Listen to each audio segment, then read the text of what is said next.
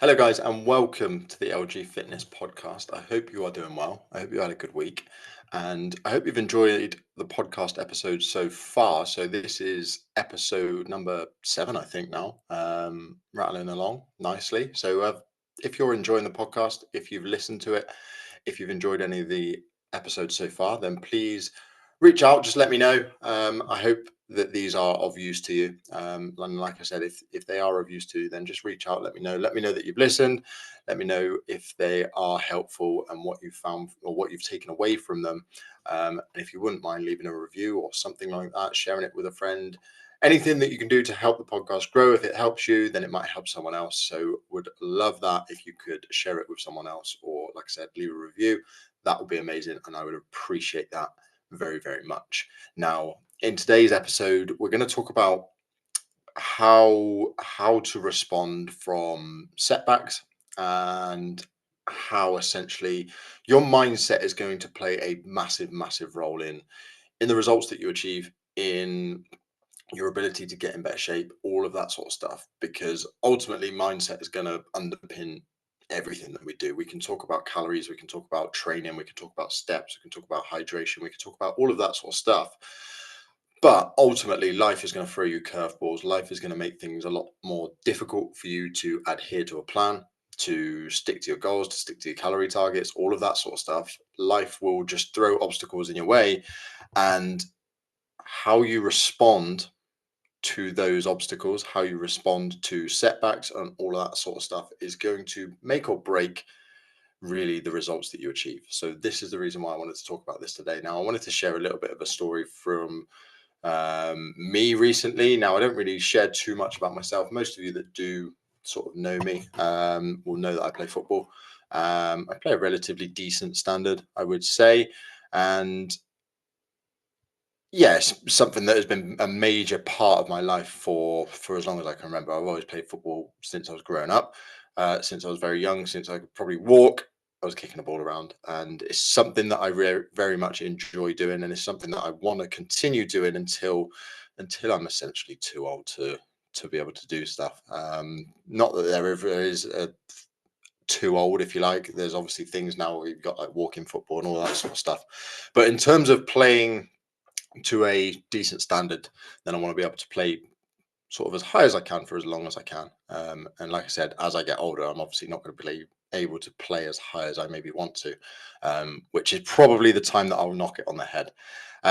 So yeah, so I've been at the club that I'm at now for, this is my second season, and I've been playing the majority of the games. In fact, I've played the majority of games. Any games that I've missed was generally been down to illness or injury or something like that, which is only a handful of games. So I've played most games. Now, recently we had an FA Cup match on the Saturday just gone. So I'm recording this on the Friday. So the Saturday just gone, we had an FA Cup match, and I didn't start for the first time, which was a bit disappointing. It's one of those things like with football. Do you know what I mean? Sometimes you play, sometimes you don't. But I've been used to playing now for so long and used to starting for so long that it was a little bit of a surprise. It was a little bit of a shock to me. Now, the gaffer took me aside before the game and just sort of explained in his reasonings.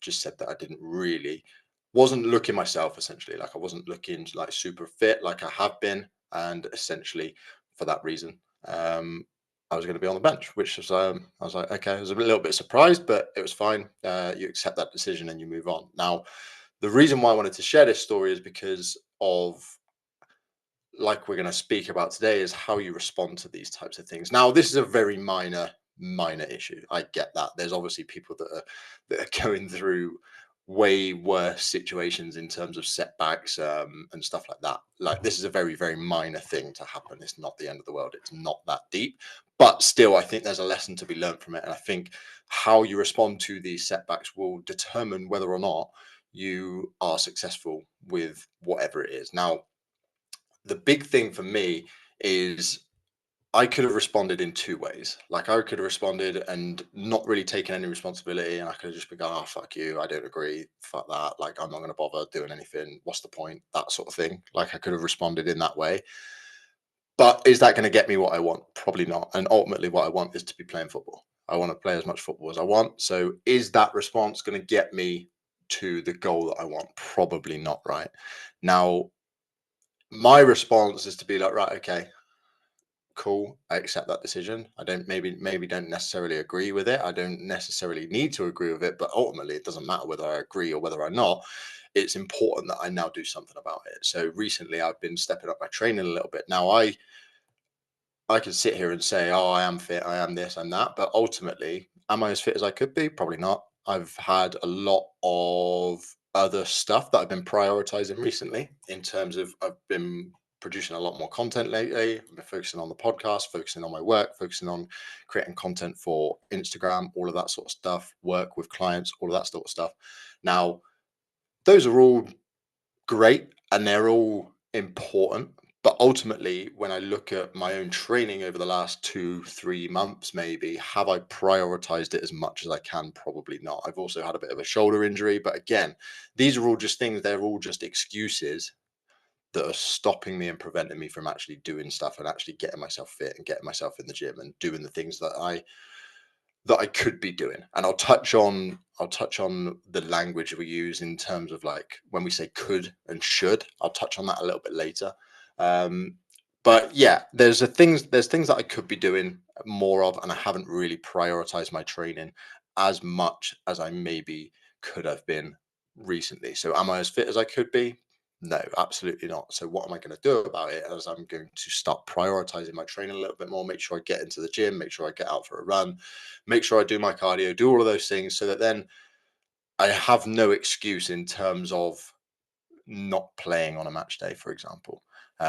So that's sort of why you might have seen me on Instagram recently being a little bit more serious about my training, because again, it was just a little bit of a wake up call for me, which is probably something that I needed because I have been focusing on other things, but ultimately it's all well and good focusing on business. It's all well and good focusing on my clients. It's all well and good focusing on other areas and making sure that my shoulders recovered, all of that sort of stuff. But ultimately, there's still stuff that I can be doing in order to make sure that I'm fit and to make sure that I'm healthy, to make sure that I'm feeling and turning up at my best, not just in football, but also in life, and also other areas, right? It's also important for me to make sure that I'm going to the gym, to make sure that I'm doing my cardio, to make sure that I'm looking after myself in the best possible way.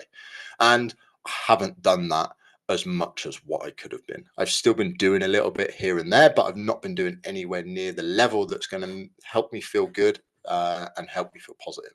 So, like I said, that's sort of a little bit about me and why I wanted to talk about this today.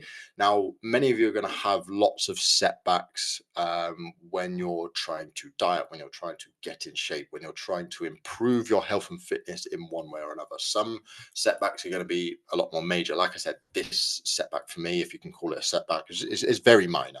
It's a very minor thing that happened. It's not the end of the world. It's not going to drastically change my life whether I play football or not on a Saturday. Of course, I want to, but again, like I said, it's very, very minor. But there's still a lesson to be learned in how you can respond to it. I know a lot of people that would have just thrown their toys out of the pram and just gone, "Well, fuck that," and then that response is not really going to get you anywhere, right? So my question to you guys is, how do you respond to, how would you respond to that? How would you respond to criticism? How would you respond to setbacks? How would you respond to the things that happen in your life? And there is a book which I haven't read, which I need to read because, well, the quote is the title of the book, and the title of the book is so true. And it's a book by Charles Swindoll. Like I said, I need to read it. I haven't read it. I just know the quote, which is so true. And the book's called "Life is 10% what happens to you, 90% how you react." And I couldn't agree with that more, because the way that people will respond to different things in life can be so different, and what happens from there as a result will determine the outcome. So the event that happens, whatever it is, the setback, the criticism, whatever you get, is very, very small compared to the response that you give it. People will respond in different ways. And I was actually looking through before I started recording this today. I was looking through a text from my old client, or a conversation between me and a client. He's still a client of mine now, But this was 2 years ago. It was roughly around to about two years ago that he started with me, and we still work together. So he's one of my online coaching clients. And 2 years ago, I remember when he first started his training program, he unfortunately dislocated his shoulder. Just one of those things that can happen when you're training, and unfortunately dislocated his shoulder. And I remember he texted me, and he sent me a text, and he said, "Oh, I'm not sure if I can do this anymore, obviously with my shoulder, and I'm just not sure because I can't work as much. I'm not sure I think I'm gonna have to cancel the online coaching side of things." And at the time, he was very new to his journey. Obviously, he'd only just started. Now, I knew that if, or not knew, I suspected that, if he was to stop there and then he was then going to struggle to get back on track, certainly once his shoulder had recovered. And I said to him, I literally, let me just get the text up now that I said to him.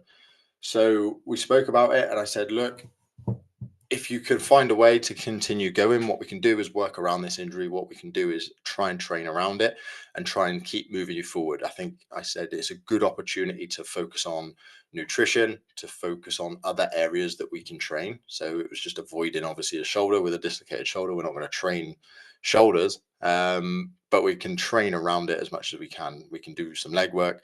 And I think at the time, I think we ended up doing like just leg day pretty much every day, or not every day. It was like 2 or 3 times a week. I think we just trained legs, and then we just focused mainly on the nutrition side of things. And what that did was allow him to stay in control, stay consistent, keep moving forward, have like a bit of a focus for the time whilst his shoulder was recovering. And I sent him a text. So I said, it's all about focusing on what you can control. So things will always come up, life will get in the way, and barriers will arise, but it's how we deal with them and overcome them that counts. So I said to him, there's 2 ways that you can look at it. You can look at it, number one, you can go, fuck's sake, I'm injured. What's the point? I can't train as normal, so fuck it. What's the point? I might as well not bother. Or the other option is to go, right, I'm injured. That's annoying, but there's nothing that I can do about that now. What I can do is stay on top of my nutrition so that I can recover quicker and work around my injury, so that I can recover well and work around it, essentially. So there's always 2 options to how you respond to things. And I put that to him, and I said, look, you've got 2 options. Like I said, you can feel sorry for yourself and you just go, oh, I'm not bothered, fuck it. Or you can go, right, okay, I'm injured, I accept it. What's the best way to move forward? How can we work around it? What can I do? And that's a big thing, is focusing on what you can control rather than what you can't control. If you're injured, obviously that's frustrating. And now you can look at ways of, right, okay, how do I prevent this injury next time? But ultimately, once you're injured, there's nothing that you can do about it. How can I work around that injury? How can I move forward?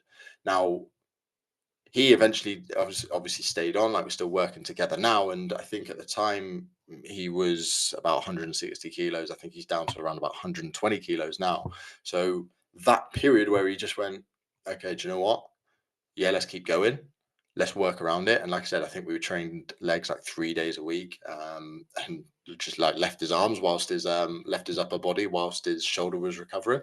Now, to be fair, if I was to do that again, we could have probably still done a little bit of upper body. We probably could have trained one side and done other bits to sort of keep him going. But my point here is your response is absolutely everything. Your response, you can throw your toys out the pram, you can just kick off and just go, oh, fuck's sake, well, what's the point? But that's not really going to get you to where you want to be. And that's not going to get you to your goals, rather than just accepting it, moving on, and then ultimately looking at the things that you can do in order to make progress. And it reminds me of a book. Well, say it reminds me. I've literally just started reading this book again. Anyone that hasn't read this book, I've read this book once, and I've just started today actually reading this book again. And the book's called Mindset by Dr. Carol Dweck. Probably one of the best books I've read, hence why I'm reading it again. But ultimately, in this book, she talks about there being 2 mindsets. So you have a fixed mindset and you have a growth mindset. Now, the fixed mindset is where you say, it is what it is. There's no point trying. I can try, but it's probably not going to change. So we look at our abilities. So maybe it's our intelligence, it's our ability to drop body fat, it's our athletic ability, our fitness levels, all of that sort of stuff. We go, well, I'm this level of fitness, it is what it is. There's no point trying, etc., etc. Same with like getting an injury, right? That injury that my client got, the fixed mindset response would be to go, fuck's sake, I'm just destined to never lose weight. I'm never going to get stronger. Why does stuff like this always happen to me? There's no point trying. That's the fixed mindset way to look at it. And ultimately, you're going to struggle then to make progress if that is how you look at certain things. Now, you'll have probably a fixed mindset in some areas of life and more of a growth mindset in other areas of life. Now, the growth mindset, on the other hand, is where you sort of understand, right, okay, accepting it, learn from it. What can I do to improve and how do I go about it? So that's really the key. The key difference is understanding that you can learn, you can get better, and that is having the growth mindset. And that's realistically what you need to have when it comes to your health and fitness, when it comes to getting in shape. A lot of people just look at setbacks and they go, oh, well, why does this happen to me? This only sort of happens to me. Oh, I fucked up. I can't change it. I'm just destined to never lose weight.